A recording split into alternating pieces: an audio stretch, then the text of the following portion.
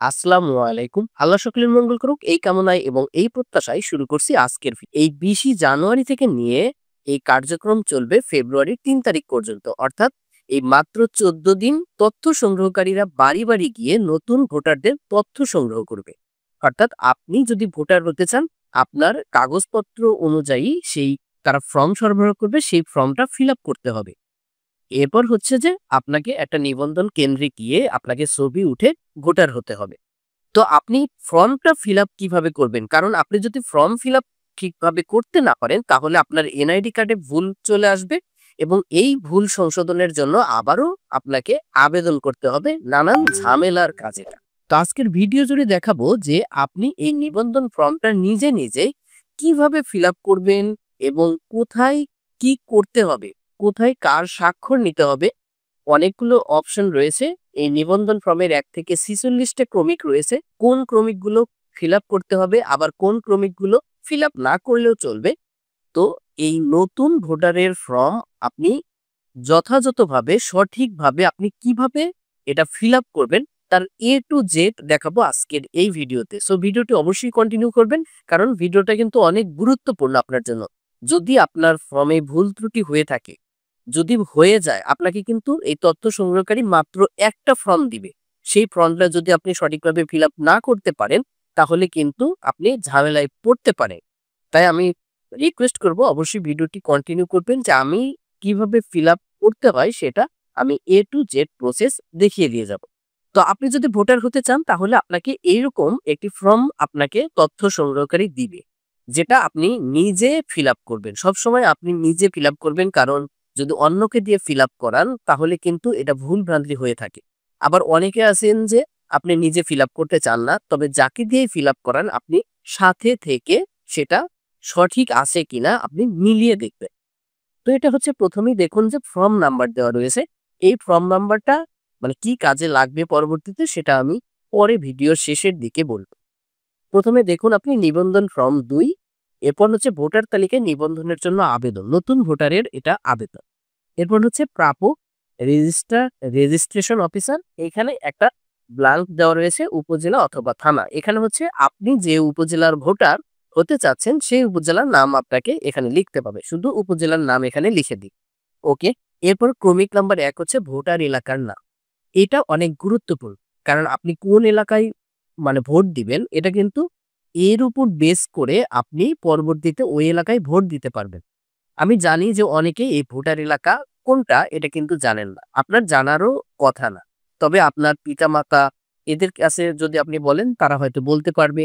আবার এলাকার যে মেম্বার আছে তারা বলতে পারবে। সবচেয়ে ভালো হয় হচ্ছে আপনার যে তথ্য সংগ্রহকারী যিনি ফর্ম দিবেন তাকে জিজ্ঞেস করলে এই ভোটার এলাকা বলে দিবে।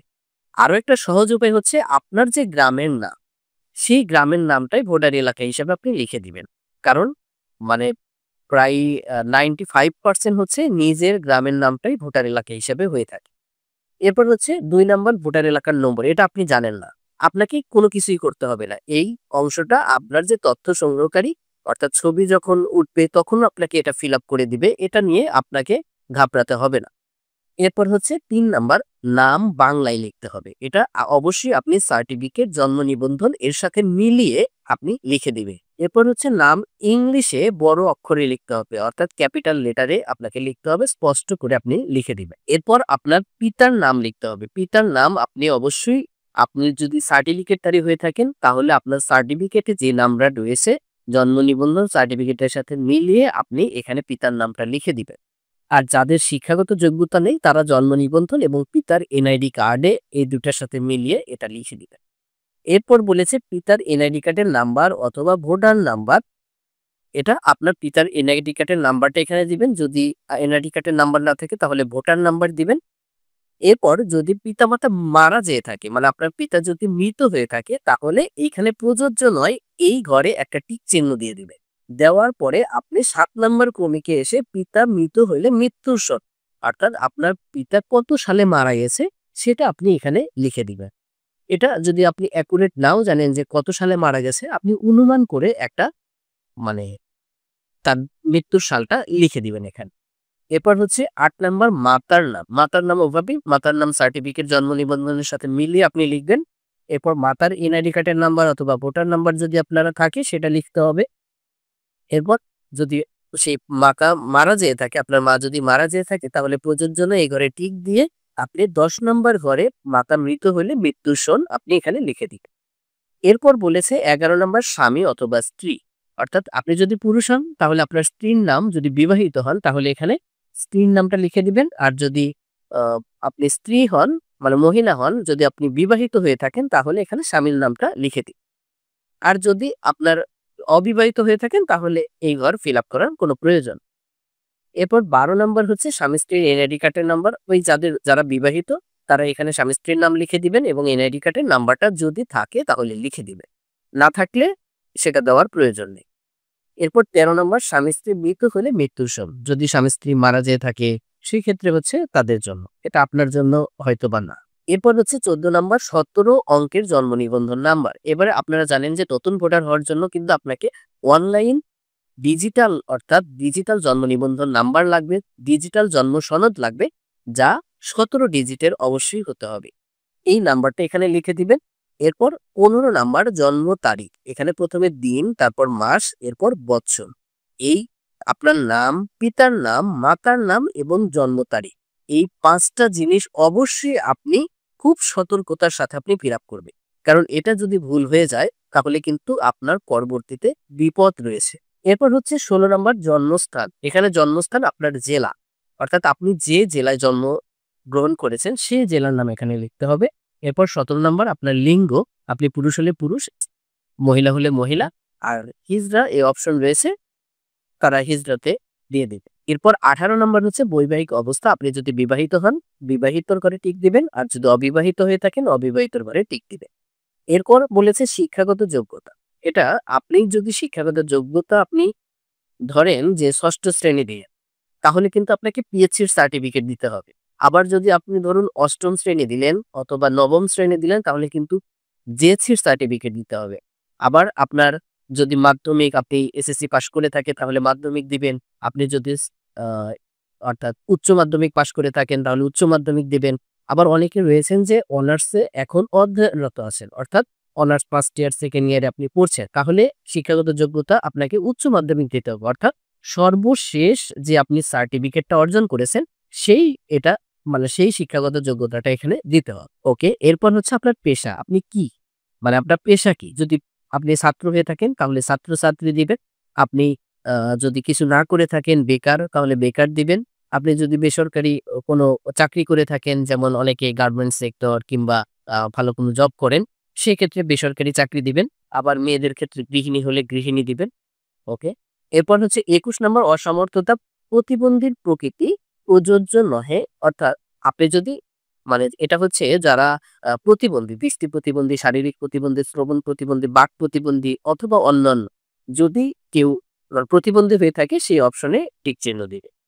ওকে, এরপর 22 নম্বর দৃশ্যমান শনাক্তকরণ চিহ্ন, আপনার যদি এমন কোনো চিহ্ন থাকে শরীরে যেটা দেখে আপনাকে কেউ মার্ক করতে পারে মানে আপনাকে চিনতে পারে, যদি এরকম কোনো একটা চিহ্ন থাকে তাহলে দিবে, তাছাড়া এটা দেওয়ার কোনো প্রয়োজন। এরপর হচ্ছে রক্তের গ্রুপ, যদি জানা থাকে, আপনি যদি মানে অ্যাকুরেট জানেন যে আপনার জন্ম মানে এই ব্লাড গ্রুপ হচ্ছে এ পজিটিভ অথবা ও পজিটিভ অথবা বি পজিটিভ যেটাই হোক, যদি আপনি জানেন তাহলে সেটা আপনি টিক চিহ্ন দিয়ে দিবেন। আর যদি এটা জানা আপনার না থাকে তাহলে এটা দিবেন না। এরপর হচ্ছে দেখুন নিবন্ধন স্লিপ রয়েছে, এই অংশটা আপনি কিছুই করবেন না, এটা আপনার জন্য না। এটা এখানে নাম এবং নিবন্ধন কেন্দ্র নাম্বার, এটা হচ্ছে আপনার যে তথ্য সংগ্রহকারী রয়েছে তারা এটা ফিল আপ করবে, এটা নিয়ে আপনাকে কিছুই করতে হবে না। এরপর দ্বিতীয় পাতা, দ্বিতীয় পাতাতে 24 নম্বর বর্তমান ঠিকানা, এই ঠিকানা হচ্ছে প্রথমে বিভাগ, জেলা, উপজেলা, তারপর সিটি কর্পোরেশন হলে সিটি কর্পোরেশন, পৌরসভা, ইউনিয়ন, ক্যান্টনমেন্ট বোর্ড, অর্থাৎ আপনি যেটাই হন সেখানে, এখানে ইউনিয়ন হলে ইউনিয়নের নাম লিখে দিবেন, পৌরসভা হলে আপনি পৌরসভা দিয়ে এখানে টিক দিয়ে দিবেন। এরপর আপনার ওয়ার্ড নাম্বার, আপনি কত নম্বর ওয়ার্ডের ভোটার, বর্তমান ঠিকানা যেটা দিতে চাচ্ছেন সেই ওয়ার্ড নাম্বার আপনাকে সঠিকভাবে কিন্তু এটা দিতে হবে। এরপর হচ্ছে মৌজা, মৌজার নাম, এটা গ্রামের নাম যা আপনি মৌজা সেই নামটাই দিয়ে দিব। এরপর গ্রাম, মহল্লা, রাস্তার নাম, এটা অনেকেই বোঝেন না, এই যে গ্রাম, মহল্লা, রাস্তার নাম ও নম্বর, এখানে নাম ও নম্বরের কথা বলেছে যেটা অনেকে কনফিউশনে থাকে, এখানে কিছুই করার প্রয়োজন নেই। শুধু আপনার যে গ্রামের নামটা রয়েছে সেটা এমনও হতে পারে যে আপনার গ্রামের নাম রয়েছে যে আ কোসলা দিঘুর উত্তরপাড়া। তাহলে আপনি এখানে দিবেন কোসলা দিঘুর উত্তরপাড়া। এভাবে আপনি আপনার যে গ্রামের নাম, যে নামে মানে আপনি অন্যান্য কাগজ রয়েছে, জন্ম নিবন্ধন রয়েছে, নাগরিক সনদ রয়েছে, সেখানে গ্রামের নাম দেওয়া রয়েছে। আপনার পিতামাতার এনআইডি কার্ডে সেই গ্রামের নাম দেওয়া রয়েছে। সেইভাবে আপনি এখানে গ্রামের নামটা দিয়ে দিবেন। এরপর আপনার পাসা হোল্ডিং নাম্বার যদি জানা থাকে তাহলে দিবেন, না হলে এটা দিবেন। এরপর ডাকঘর, অবশ্যই ডাকঘরটা আপনার দিবেন। পোস্ট কোড, পোস্ট কোড আপনি আপনার বাবা-মায়ের এনআইডি কার্ডের নাম্বারের পিছনে যদি আপনি দেখেন অ্যাড্রেসের ঘরে, সেখানে কিন্তু আপনি এই পোস্ট কোডটা পেয়ে যাবেন। আর যদি না জানেন তথ্য সংগ্রহকারী যিনি তাকে জিজ্ঞেস করলেও এটা আপনি পেয়ে যাবেন। এরপর আপনি এই যে আরএম, আপনার যদি বাসা মানে পল্লী এলাকা হয় তাহলে পল্লী, পৌরসভা হলে পৌরসভা, শহর হলে শহর, সিটি কর্পোরেশন হলে সিটি কর্পোরেশন, সেটাতে টিক দিয়ে দিবেন। স্থায়ী ঠিকানা, এই স্থায়ী ঠিকানা সেই একই। বর্তমান ঠিকানা এবং স্থায়ী ঠিকানা যদি একই হয় তাহলে ওইভাবে ফিল আপ করবেন। তবে কখনোই ওই এই বিষয়গুলো করবেন না, ওই দিবেন না। আপনি বর্তমান ঠিকানা এবং স্থায়ী ঠিকানা যদি একই হয় ২ জায়গাতেই ২ ফিল্ডেই আপনি সুন্দর করে লিখে দিবেন। আর যদি ভিন্ন হয় বর্তমান ঠিকানা এবং স্থায়ী ঠিকানা, তবে আপনি ভিন্নভাবে লিখে দিবেন। এরপর হচ্ছে ২৬ নাম্বার, ৩ নাম্বার যদি থাকে সেটা দিবেন। ২৭ এর ড্রাইভিং লাইসেন্স নাম্বার থাকলে দিবেন। পাসপোর্ট নাম্বার যদি থাকে সেটা দিবেন। যদি না থাকে দেওয়ার প্রয়োজন নেই। এরপর টেলিফোন নম্বর যদি থাকে দিবেন। মোবাইল নাম্বার যদি থাকে। এটা মোবাইল নাম্বার সবারই রয়েছে। আপনার যদি না থাকে, হয়তোবা ইন কেস আপনি মোবাইল নাম্বার ব্যবহার করেন না, তাহলে আপনার পিতা-মাতা যেকোনো একজনের আপনার মোবাইল নাম্বারটা দিয়ে দিবেন। তবে সবসময় চেষ্টা করবেন নিজের একটা যেটা আপনি ব্যবহার করেন সেই নাম্বারটা দেওয়ার জন্য। কারণ পরবর্তীতে কিন্তু কোনো মেসেজ ওই নাম্বারেই যায়। ওকে। এরপর ৩১ নাম্বার, আপনার ধর্ম ইসলাম, হিন্দু, বৌদ্ধ, খ্রিস্টান সবগুলোই রয়েছে। আপনি যেটা সেটা দিয়ে দিন। ওকে। এরপর ৩২ নাম্বার, বাদ পড়া ভোটারদের ক্ষেত্রে বাদ পড়িবার কারণ। এটা হচ্ছে যারা বয়স হয়ে গেছে, অনেক আগে কোনো কারণবশত ভোটার হতে পারেনি, যাদের বয়স বেশ মানে অনেক আগেই ভোটার হওয়ার বয়স হয়েছিল কিন্তু হয়নি ভোটার, তাদের জন্য এই অংশটা। সেটা একটা কারণ, যেকোনো একটা কারণ, আপনি অসুস্থ ছিলেন কিংবা আ মানে এলাকায় ছিলেন না, দেশের বাইরে ছিলেন, যেটাই হোক আপনি সেই কারণটা ছোট্ট করে লিখে দিন। এবং ৩৩ নাম্বার বলেছে আবেদনকারীর প্রত্যয়ন। এটা হচ্ছে যে আপনাকে সতর্ক করেছে যে আপনি আ ২য় বার যদি ভোটার হয়ে থাকেন তাহলে কিন্তু এটা দণ্ডনীয় অপরাধ। আপনি আ বাংলাদেশে কোথাও ভোটার হন নাই এই মর্মেই এই ফর্মটা আপনি ফিল আপ করবে। ওকে। ৩৪ নাম্বার হচ্ছে, এখন দেখুন এই অংশগুলো খুবই গুরুত্বপূর্ণ। ১ম এ এখানে রয়েছে আবেদনকারী স্বাক্ষর ও টিপসই। এটা হচ্ছে আপনার অংশ।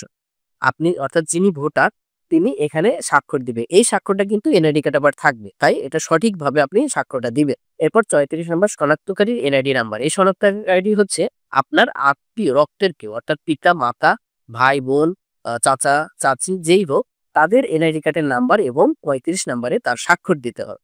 এরপর ৩৬ নাম্বার হচ্ছে তথ্য সংগ্রহকারী। এটা নিয়ে আপনার কোনো চিন্তা নেই। কারণ হচ্ছে এই তথ্য সংগ্রহকারী আপনাকে যিনি ফর্ম দিচ্ছেন, যার কাছ থেকে আপনি ফর্ম নিবেন, তিনি আপনাকে এই এনআইডি কার্ডের নাম্বার লিখে এটা স্বাক্ষর দিবে। সেটা আপনার কিছু করতে হবে না। ৩৮ নাম্বারও তাই, সুপারভাইজার, এটাও আপনার অংশ না, কিছুই করতে হবে না।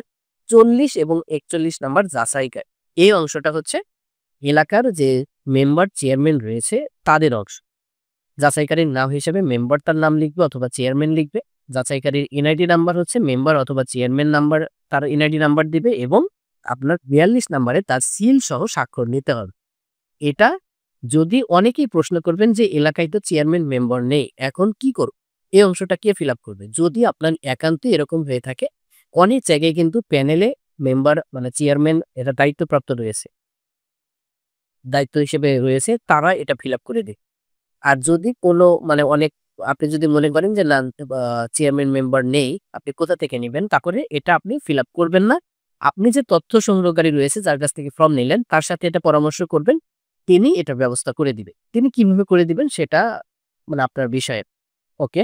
এরপর হচ্ছে ৪৩ নাম্বার, আবেদনকারীর ছবি, আঙ্গুলের ছাপ ও স্বাক্ষর, রেজিস্ট্রেশন। এটা হচ্ছে এইখানে ৪৩ নাম্বারে এসে আপনি এই সবকিছু ঠিক আছে মর্মে আপনি এইখানে আরেকটা স্বাক্ষর দিতে হবে। এটা হচ্ছে ব্যক্তির নিজে। এরপর এখানে তারিখ দিতে হবে। ওকে। তারিখ দেওয়ার পরে এখানে ৪৪ নাম্বার বলেছে ডাটা এন্ট্রি অপারেটর, অর্থাৎ আপনাকে কেন্দ্রিক যখন আপনি ছবি উঠবেন তখন কিন্তু এই যিনি ছবি উঠিয়ে দিবেন আপনাকে সেই অপারেটর এখানে নাম্বার লিখবে এবং তার স্বাক্ষর দিবে। এটা নিয়েও আপনাকে চিন্তা করতে হবে না।